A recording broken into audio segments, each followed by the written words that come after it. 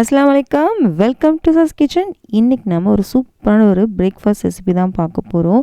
இது நீங்கள் காலையிலையும் சாப்பிட்லாம், இல்லை நைட்டு டின்னருக்கும் சாப்பிட்லாம். ரொம்பவே சூப்பராக இருக்கும். ஹெல்த்தியான ஒரு ரெசிபிங்க. ராகி மாவில் பன் தோசை செய்ய போகிறோம். இது செய்கிறதுக்கு ஒரு அரை மணி நேரம் போதும். ரொம்ப சூப்பராக இருக்கும். ட்ரை பண்ணி பாருங்கள். ரொம்ப சூப்பராக இருக்கும். உள்ளே நல்லா சாஃப்டாகவே இருக்கும் பாருங்கள். எந்த அளவுக்கு சாஃப்டாக இருக்குது நீங்களே பாருங்கள். ரொம்பவே சூப்பராக எம்மியாக இருக்கும். இப்போ வாங்க இது எப்படி பண்ணலாம் அப்படின்றத பார்க்கலாம். ஒரு பெரிய பாத்திரம் எடுத்திருக்கேன். இதில் அரை கப் அளவுக்கு பொடியான ரவை இருக்கும் இல்லையா, பாம்பே ரவைன்னு சொல்லுவாங்க இல்லையா, அந்த ரவை நீங்கள் எடுத்துக்கோங்க. இது கூட ஒரு கப் அளவுக்கு ராகி மாவு, ஒரு கப் அளவுக்கு தயிர் எடுத்துக்க போகிறோம். ரொம்ப புளிக்காத தயிராக, ஃப்ரெஷ்ஷான தயிராக நீங்கள் எடுத்துக்கோங்க. ஒருவேளை உங்கள்கிட்ட புளிச்ச தயிர் தான் இருக்குது அப்படின்னா அரை கப்லேருந்து 3/4 கப் அளவுக்கு நீங்கள் தயிர் எடுத்தால் போதும். முடிஞ்ச அளவுக்கு நல்லா ஃப்ரெஷ்ஷான தயிராக எடுத்துக்கிட்டால் நல்லா டேஸ்ட்டாக இருக்கும். ஃபஸ்ட்டு இந்த மூணையும் நல்லா கலந்து விட்டுடலாம். உப்பு எதுவும் இப்போ சேர்க்க வேண்டாம். ஃபஸ்ட்டு இது எல்லாத்தையும் நல்லா கலந்து விட்டுடலாம். ராகி மாவு, ரவை, தயிர் இந்த மூணையும் ஃபஸ்ட்டு நல்லா கலந்து விட்டுடலாம். இப்போ நம்ம ஒரு கப் அளவுக்கு தயிர் எடுத்துருக்கோமா, அதுக்கு அரை கப் அளவுக்கு தண்ணி சேர்த்தா போதும். அதுக்கு மேலே தண்ணி சேர்க்க வேண்டாம். தண்ணியோட அளவு மட்டும் நீங்கள் கரெக்டாக எடுத்துக்கோங்க. ஒரு கப் தயிர்னா அரை கப் அளவுக்கு நீங்கள் தண்ணி சேர்த்தா போதும். நீங்கள் 3/4 கப் அளவுக்கு தண்ணி எடுத்துருந்தீங்கன்னா 3/4 கப் அளவுக்கு நீங்கள் தண்ணி சேர்க்குற மாதிரி இருக்கும். இங்கே பாருங்கள், நான் தண்ணி சேர்க்க போகிறேன். ஒரு அரை கப் அளவுக்கு தண்ணி எடுத்திருக்கேன். இப்போது இதை நல்லா கலந்து விட்டுருங்க. இந்த மாவு ரொம்ப தண்ணியாலாம் இருக்காது, கொஞ்சம் கெட்டியாக தான் இருக்கும். கலந்து விட்டுட்டேன் பாருங்கள். இப்போது இதை அப்படியே மூடி வச்சிடலாம். ஒரு 15 நிமிஷம் வரைக்கும் இது ஊறணும். இது ஊறிட்டு இருக்க டைமில் நம்ம என்ன பண்ணலாம் அப்படின்றத பார்க்கலாம் வாங்க. அடுப்பக்கம் போயிடலாம். அடுப்பில் ஒரு பேன் வச்சுருக்கேன். இதில் 1 டேபிள் ஸ்பூன் அளவுக்கு எண்ணெய் எடுத்திருக்கேன். இது எல்லாமே நம்ம தாளித்து தான் சேர்க்க போகிறோம். அது தாளித்து சேர்க்கலாம், டேஸ்ட் நல்லாயிருக்கும். ஒரு அரை டேபிள் ஸ்பூன் அளவுக்கு கடலைப்பருப்பு, அரை டேபிள் ஸ்பூன் அளவுக்கு சீரகம், இது கூட கொஞ்சமாக பெருங்காயத்தூள் எடுத்திருக்கேன்.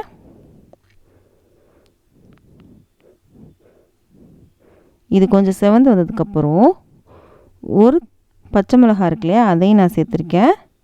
பச்சை மிளகாய் காரம் ஜாஸ்தி பிடிக்கும் அப்படின்னா நீங்கள் சேர்த்துக்கோங்க. குழந்தைங்கள்லாம் சாப்பிடணுன்றதுக்காக நான் ஒரே ஒரு பச்சை மிளகாய் தான் எடுத்திருக்கேன். சின்ன பச்சை மிளகாய் தான் இது, ரொம்ப பெருசெல்லாம் இல்லை.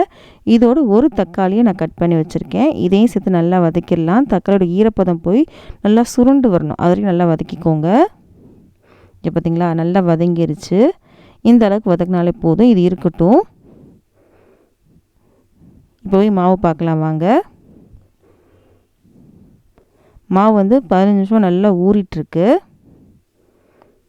இப்போ பார்த்திங்கன்னா ரொம்பவே திக்காக இருக்கும். நம்ம அரை கப் அளவுக்கு தானே தண்ணி சேர்த்தோம். கலந்தோடனே அதுவே நம்ம திக்காக தான் வச்சுருந்தோம். இதோடு நல்லா திக்காகிடுச்சு பாருங்கள் மாவு. இந்த அளவுக்கு தான் இருக்கும். இப்போ தண்ணி எதுவும் சேர்க்க வேணாம். இந்த மாவை அப்படியே மிக்ஸி ஜாருக்கு மாற்றிக்கலாம். மாற்றிட்டு நம்ம அரைக்க போகிறோம். தண்ணி எதுவும் சேர்க்காம தான் அரைக்கணும். இதை மிக்ஸி ஜாருக்கு மாற்றிக்கலாம். மாற்றிட்டேன். இதை நல்லா அரைச்சிட்டு வந்துடுங்க. தண்ணி எதுவும் சேர்க்க வேண்டாம். பார்த்திங்களா, தண்ணி எதுவும் சேர்க்காம தான் நான் அரைச்சிட்டு வந்திருக்கேன்.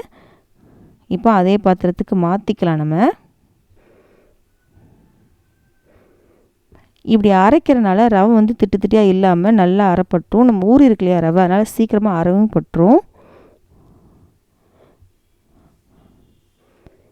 இப்போது இதில் நம்ம வதக்கி வச்சுருந்தோம் இல்லையா, அது இதில் சேர்த்துடலாம். இப்படி வதக்காமல் கூட சேர்க்கலாம். வதக்கி சேர்த்திங்கன்னா அதோட டேஸ்ட்டே வேறு தான். இது கூட ஒரு பெரிய வெங்காயத்தை கட் பண்ணி வச்சுருக்கேன், அதையும் நம்ம சேர்த்துக்கலாம். அப்புறம் கொத்தமல்லி இலையும் சின்ன சின்னதாக கட் பண்ணி வச்சுருக்கேன், அதையும் நம்ம இதில் சேர்த்துக்கலாம். ஒரு கைப்பிடி அளவுக்கு நான் எடுத்திருக்கேன். இது கூட உப்பு சேர்த்துக்கலாம். இப்போ தான் நம்ம உப்பே சேர்க்குறோம், தேவையான உப்பு சேர்த்துருக்கோம். இது கூட ஒரு 1/4 டீஸ்பூன் அளவுக்கு ஆப்ப சோடா எடுத்துக்கோங்க. ஆப்ப சோடா சேர்க்கறனால நல்லா புஷ்ஷுன்னு வரும், நல்லா சாஃப்டாகவும் இருக்கும். இது எல்லாத்தையும் நல்லா கலந்து விட்டுடலாம். ஆப்ப சோடா ஸ்கிப் பண்ணிடாதீங்க, கண்டிப்பாக ஆப்ப சோடா சேர்த்துக்கோங்க. சேர்த்துட்டு நல்லா கலந்து விட்டுடலாம். இப்போது மாவு ரெடி ஆயிடுச்சு. இப்போ வாங்க பன் தோசை சுட்டுடலாம். அதுக்காக தடுக்க பேன் இருக்கு இல்லையா, அதான் நான் எடுத்து வச்சுருக்கேன். அடுப்பு சிம்மில் இருக்கட்டும். அது கொஞ்சமாக எண்ணெய் சேர்த்துக்கலாம். இது பார்க்கும்போது நிறையா இருக்க மாதிரி இருக்கும், கொஞ்சமாக தான் சேர்த்துருக்கேன். இதில் மாவு சேர்த்துடலாம். நீங்கள் குட்டி குட்டி தோசையாக கூட சுட்டு எடுக்கலாம். இந்த மாதிரி தட்கா பேனில் செய்யும்போது பன் தோசை மாதிரி நல்லா சூப்பராக வரும், நல்லா உப்பி வரும். 2 கரண்டி மாவு சேர்த்துருக்கேன்.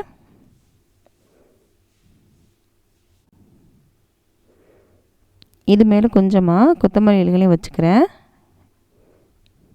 இல்லை வெங்காயம் கட் பண்ணி வச்சுக்கலாம், உங்களுக்கு எது விருப்பமோ அதை நீங்கள் வச்சுக்கோங்க. நான் கொத்தமல்லி இலை மட்டும் வச்சுருக்கேன்.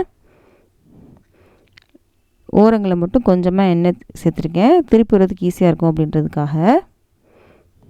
இப்போ இது மூடி வச்சிடலாம். அடுப்பு வந்து சிம்லேயே இருக்கட்டும், ஒரு பக்கம் வேகட்டும். இப்போ ஒரு பக்கம் வெந்துருச்சு, இதை நம்ம திருப்பி போடலாம். பாருங்கள் நல்லா சூப்பராக வந்திருக்கு. ஓரங்களை எடுத்து விட்டுட்டு நம்ம திருப்பி போட்டுடலாம்.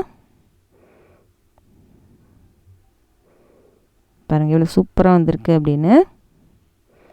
அந்த பக்கமாக வேகட்டும், மூடி வச்சிடலாம்.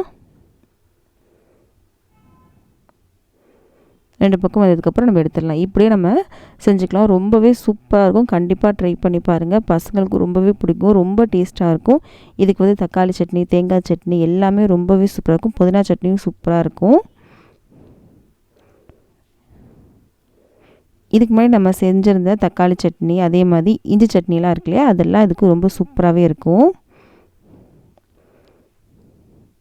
2 பக்கம் நல்லா வெந்துருச்சு. இப்போ அங்கே எடுத்து காமிக்கிற ஒரு பிளேட்டில் பாருங்கள் எவ்வளோ சூப்பராக வந்திருக்குல்ல. கண்டிப்பாக ட்ரை பண்ணி பாருங்கள், ரொம்பவே சூப்பராக இருக்கும், எம்மியாக இருக்கும்.